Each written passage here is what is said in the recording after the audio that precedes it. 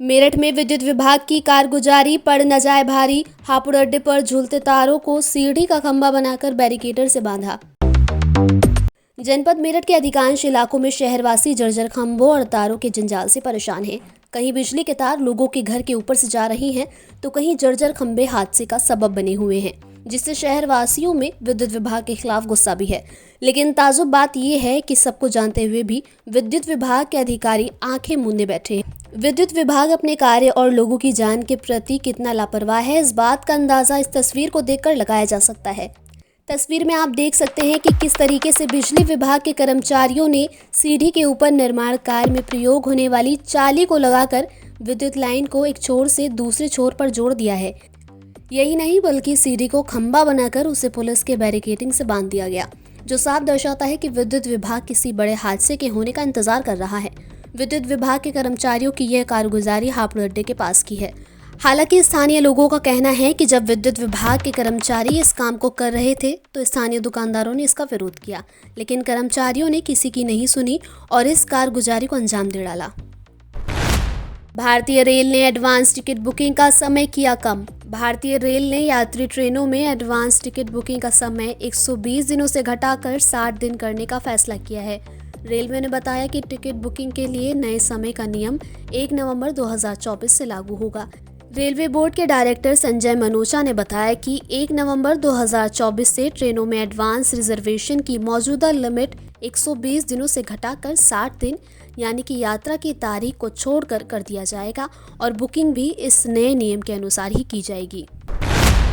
रात में जो सड़क सुधरेगी सुबह से वही उधड़ेगी। लोक निर्माण विभाग की लापरवाही से शासन को लगने जा रहा है चूना, व्यापारियों में रोष। मेरठ में हापुड़ अड्डे से बेगमपुल के बीच बुधवार रात को लोक निर्माण विभाग द्वारा सड़क निर्माण का कार्य शुरू कर दिया गया है। एक तरफ की सड़क का निर्माण होने के बाद दूसरी तरफ सड़क बनाई जाएगी। विभाग का दावा है कि सड़क निर्माण का कार्य रात के समय किया जाएगा। अब सवाल ये उठता है कि रात में बनने वाली सड़क पर सुबह होते ही हल्के और भारी वाहन फर्राटा भरना शुरू कर देंगे, तो ऐसे में इसकी लाइफ लाइन कितनी होगी। साफ है कि इस सड़क सुधार पर सिर्फ बजट को खपाया जा रहा है। नो एंट्री जोन में दौड़ रहे हैं ई रिक्शा, ट्रैफिक पुलिस बेखबर। पश्चिमी कचहरी मार्ग पर फिर लगने लगा है जाम, लोगों को झेलनी पड़ रही परेशानी। मेरठ शहर को ई रिक्शा के मकड़जाल से मुक्ति दिलाने के लिए ट्रैफिक विभाग लगातार प्रयास कर रहा है। लोगों को जाम से राहत दिलाने की जो कार्य योजना बनाई गई है वो प्रयागराज से मिलती जुलती है। प्रयागराज में इससे ई रिक्शाओं के भार से न सिर्फ मुक्ति मिली बल्कि जाम से भी राहत मिली। यातायात पुलिस ने जो योजना तैयार की है उसमें शहर को 4 जोन में बांटने पर सहमति बन गई है। अब विचार किया जा रहा है कि जोन में संचालित ई रिक्शा पर कलर युक्त स्टिकर लगाया जाए या फिर पूरी रिक्शा को उस कलर से युक्त किया जाए। चारों जोन में यातायात पुलिस ने अलग अलग कलर निर्धारित किए हैं। अधिकारियों का मानना है कि ई रिक्शा का जोन के लिहाज से कलर ज्यादा मुफीद है, इससे दूर से ही उनकी पहचान हो सकेगी। हाईवे एक्सप्रेसवे के चारों टोल प्लाजा को नोटिस। स्टाम्प एक्ट के तहत निबंधन विभाग ने स्टाम्प चोरी के मामले में शुरू की कार्रवाई। हाईवे एक्सप्रेसवे के मेरठ जिले के सभी 4 टोल प्लाजा को निबंधन विभाग ने स्टाम्प चोरी के मामले में कारण बताओ नोटिस जारी किया है। नोटिस के तहत टोल प्लाजा की लीज डीड के अनुसार स्टाम्प शुल्क भुगतान करने को कहा गया है, साथ ही जुर्माना भी देना पड़ेगा। नियमानुसार प्रत्येक लीज डीड पर 4% स्टाम्प शुल्क शासन में जमा करना पड़ेगा। निबंधन विभाग ने यह कार्रवाई सुप्रीम कोर्ट के आदेश के तहत शासन के आदेश पर की है। यूपी में दिवाली से पहले मिलेगी बड़ी सौगात। योगी सरकार ने बोनस और महंगाई भत्ता देने की तैयारी की। दीपावली का पर्व इस बार 31 अक्टूबर को पड़ रहा है। ऐसे में योगी सरकार ने त्योहार से पहले ही सरकारी कर्मचारियों को वेतन, बोनस और महंगाई भत्ता देने की तैयारी कर ली है। यूपी की योगी आदित्यनाथ सरकार ने दिवाली से पहले राज्य कर्मचारियों को डबल सौगात देने की तैयारी कर ली है। ऐसे में सरकार त्योहार से पहले ही सरकारी कर्मचारियों को वेतन, बोनस और महंगाई भत्ता दे देगी। केंद्र द्वारा महंगाई भत्ते में 3% की बढ़ोतरी को मंजूरी मिलने के बाद राज्य सरकार भी जल्द ही इस संबंध में घोषणा कर देगी। कलेक्शन एजेंट से लूट में आधा दर्जन हिरासत में। बुधवार को दिन दहाड़े 3 बदमाशों ने शराब की थोक दुकान के एजेंट से लूटे थे 5.25 लाख रुपए। मेरठ कंकड़खेड़ा थाना क्षेत्र में गुरुवार को शराब की थोक दुकान के कलेक्शन एजेंट से बाइक सवार हथियारबंद बदमाशों ने गांव खिरवा रोड के पास दिन दहाड़े रुपए लूट लिए थे। मामले की जानकारी मिलते ही पुलिस ने मौके पर पहुंचकर पीड़ित से बदमाशों के बारे में जानकारी लेने के बाद बदमाशों की तलाश शुरू कर दी थी। वहीं शराब कलेक्शन एजेंट से लूट की जानकारी मिलने के बाद एसएसपी भी मौके पर पहुंचे थे और पीड़ित से मामले की जानकारी लेने के बाद 3 टीमों का गठन कर बदमाशों की तलाश में छापेमारी शुरू कर दी।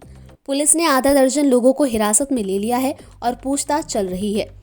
पुलिस का कहना है कि शीघ्र ही घटना का खुलासा कर दिया जाएगा। पुलिस और क्राइम ब्रांच सहित सर्विलांस की टीमें बदमाशों की तलाश में घटनास्थल के आसपास लगे सीसीटीवी और कुछ नंबरों को सर्विलांस पर लेकर बदमाशों तक पहुंचने का प्रयास कर रही हैं। शेरगढ़ कोसी मार्ग पर भीषण सड़क हादसा, मची चीख पुकार, महिला समेत 4 की मौत। मथुरा के कोसी कलां थाना क्षेत्र अंतर्गत शेरगढ़ कोसी मार्ग पर गुरुवार सुबह एक भीषण हादसा हो गया। इस हादसे में 2 महिलाओं समेत 4 मजदूरों की मौत हो गई, जबकि हादसे में घायल 5 अन्य मजदूरों को गंभीर हालत में जिला अस्पताल में एडमिट कराया गया है। सभी मृतक और घायल बिहार के गया के रहने वाले थे। जानकारी के मुताबिक अलीगढ़ से होडल पलवल जाने के लिए सभी मजदूर एक निजी पिकअप में बैठे हुए थे। कोसी कला क्षेत्र अंतर्गत शेरगढ़ कोसी मार्ग पर पिकअप अनियंत्रित होकर बिजली के खंभे से टकरा गया, जिसके बाद बिजली का तार टूटकर गाड़ी पर गिर गया। इस हादसे में 4 की मौके पर ही मौत हो गई। 5 गंभीर रूप से घायलों का इलाज जिला अस्पताल में चल रहा है। वहीं हादसे के बाद ड्राइवर पिकअप लेकर फरार हो गया। नायाब सिंह सैनी ने हरियाणा के सीएम पद की ली शपथ। भाजपा नेता नायाब सिंह सैनी ने मुख्यमंत्री पद की शपथ ले ली है। सैनी लगातार दूसरी बार हरियाणा के सीएम बनाए गए हैं। कि मैं विधि द्वारा स्थापित भारत के संविधान के प्रति सच्ची श्रद्धा और निष्ठा रखूंगा। मैं भारत की प्रभुता और अखंडता अक्षुण्ण रखूंगा। मैं हरियाणा राज्य के मुख्यमंत्री के रूप में अपने कर्तव्यों का श्रद्धापूर्वक और शुद्ध अंतःकरण से निर्वहन करूंगा तथा भय या पक्षपात, अनुराग या द्वेष के बिना मैं सब प्रकार के लोगों के प्रति संविधान के और विधि के अनुसार न्याय करूंगा। मैं नायब सिंह सैनी ईश्वर की शपथ लेता हूं कि जो विषय हरियाणा राज्य के मुख्यमंत्री के रूप में मेरे विचार के लिए लाया जाएगा अथवा मुझे ज्ञात होगा, उसे किसी व्यक्ति या व्यक्तियों को उस अवस्था को छोड़कर, जबकि ऐसे मुख्यमंत्री के रूप में अपने कर्तव्यों के उचित निर्वहन के लिए ऐसा करना अपेक्षित हो, अन्य अवस्था में मैं प्रत्यक्ष या परोक्ष रूप में संसूचित या प्रकट नहीं करूंगा। 13 की जगह 20 नवंबर को कराएं यूपी उपचुनाव के मतदान। बीजेपी ने चुनाव आयोग को लिखा पत्र, बताया कार्तिक पूर्णिमा है। बीजेपी उत्तर प्रदेश ने चुनाव आयोग को पत्र लिखकर यूपी की 9 सीटों पर होने वाले उपचुनाव की तारीखों में बदलाव की मांग की है। बीजेपी ने चुनाव आयोग से कहा है कि उपचुनाव के लिए मतदान की तारीख 13 नवंबर से बदलकर 20 नवंबर कर दी जाए। आयोग को लिखे पत्र में कहा गया कि यूपी में कार्तिक पूर्णिमा के स्नान पर्व और पूजा का धार्मिक महत्व है। 15 नवंबर 2024 को कार्तिक पूर्णिमा का स्नान पर्व है और बड़ी संख्या में लोग कार्तिक पूर्णिमा के स्नान और पूजा करने के लिए जाते हैं। इसके साथ ही कुंदरकी, मीरापुर, गाजियाबाद और प्रयागराज में कार्तिक पूर्णिमा के अवसर पर मेले में प्रतिभाग एवं पूजन के लिए 3-4 दिन से ही लोग पहले से चले जाते हैं। कार्तिक पूर्णिमा के कारण बहुसंख्या मतदाता मतदान से वंचित हो जाएंगे और आयोग का भी मानना है कि प्रत्येक मतदाता का 100% मतदान कराया जाए। ऐसी स्थिति में 100% मतदान संभव नहीं है, इसलिए उपचुनाव की तारीख 13 नवंबर के स्थान पर 20 नवंबर करना समीचीन होगा। खबरों को विस्तार से पढ़ने के लिए www.shardaexpress.com वेबसाइट को विजिट कीजिए।